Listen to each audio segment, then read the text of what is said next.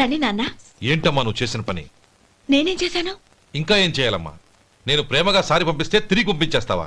నీకు పంపిన వాటిలో ఏమైనా తక్కువ ఉంటే నాకు చెప్పాలి కానీ అలా తిరిగి పంపించేయటం ఏంటి? ఏదీ తక్కువ కాలేదు నాన్న. కావాల్సినవన్నీ ఉన్నాయి, కానీ ఉండకూడదు కూడా ఒకటి ఉంది. ఏంటమ్మా అది? ప్రతి వస్తువు మీద నా పేరు. అందులో తప్పేముంది? నాన్న, ఎప్పుడైతే నేను ఇంట్లో కోడలిగా అడుగు పెట్టానో అప్పుడే వీళ్లలో ఓ మనిషిని అయిపోయాను.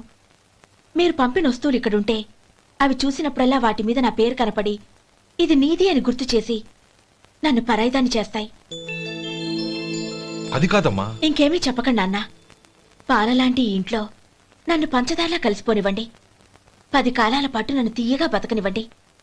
I'm very happy with what I have here. దయచేసి ఇంకేమీ పంపడానికి ప్రయత్నించకండి ప్లీజ్.